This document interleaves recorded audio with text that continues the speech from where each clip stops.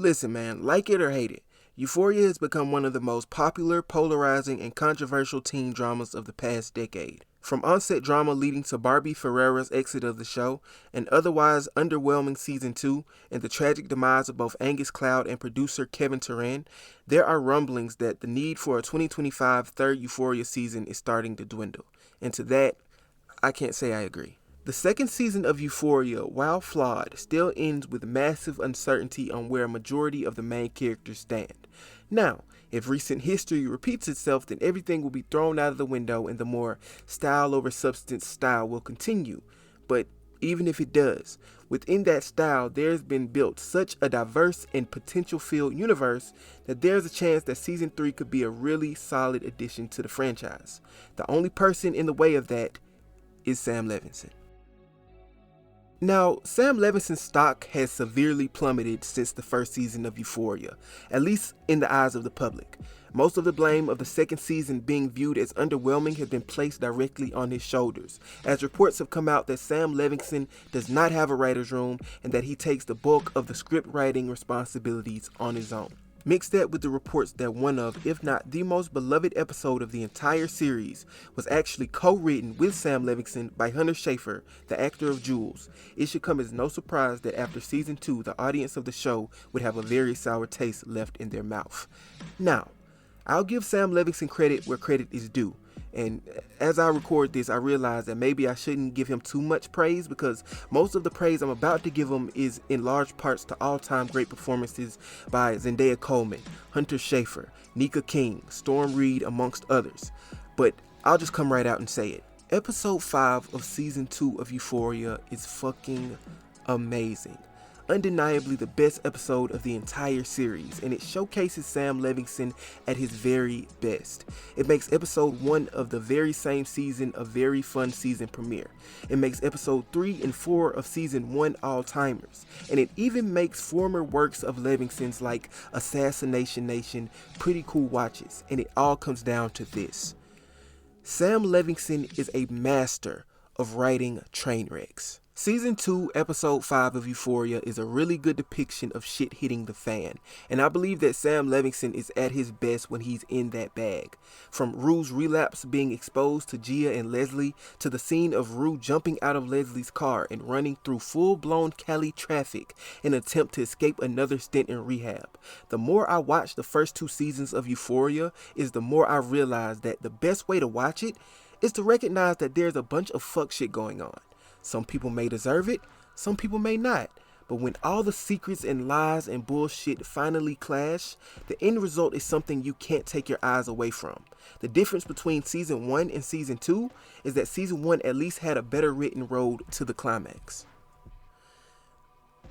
Now, I know for a fact that I'm about to be completely destroyed for the comparison I'm about to make, but I'll make it anyway. I'm a grown ass man. I say what I want.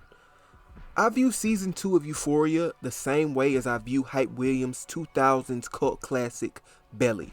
Now, if you've never heard of Hype Williams or Belly, well, for one, you must be sleeping under a rock or some nigga, but I'll catch you up. Hype Williams is undeniably one of the greatest, if not the greatest music video director of all time, working with some of the biggest and best artists in the hip-hop and R&B industry, from Beyonce to Kanye West, to Jay-Z, to the notorious B.I.G. From the early 90s until this very day, he has produced some of the best music videos of all time. Now, if you're thinking, no way he's that good, well, you're a damn lie. There's a reason why he's still getting work to this day, and he's still as revered as he is. He was, and still is, the real deal. With how good of a music director he was, Hype Williams was only given one chance at the big screen, and with that, the 2000s hood crime classic Belly was born, starring hip-hop legends Nas and the late great DMX. Now, Belly is probably one of the best shot movies I've ever seen, the intro scene being a staple of black culture to this point. The blue nightclub and Nas, were those colored whatever, the shit was fly. But as fun as the movie was to watch, and as great as it was shot, to tell the truth, that's the only thing great about it. Nas, with all due respect, could not act for shit. DMX, with all due respect, wasn't the best either, but at least he was able to redeem himself in later acting work. The plot was all over the place, and it pretty much killed the entire super vibe that the cinematography gave the movie. And that's the same way I feel about Euphoria Season 2. You see, I believe that outside of Season 1, Episode 3, the cinematography of Season 2 absolutely smoked Season 1. But with how clunky and conjoined the plot was, and how there were some episodes where they would just stop the show altogether in replacement of these long-ass, drawn-out music video-like scenes. And please do not get me started on Elliot's song. That's undeniably the worst scene in the entire series. And the craziest part about it all is, Season 1 is guilty of doing this too, but it would at least be used to progress the storyline instead of just being there just for the hell of it. Now, with all this being said, the question still remains. What can be done to completely avoid the same fate as Season 2?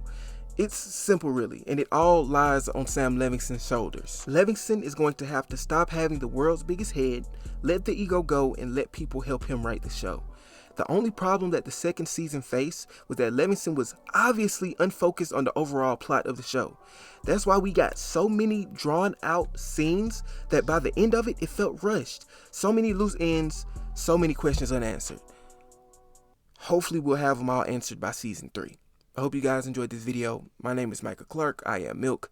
I'll see you guys next time. Peace.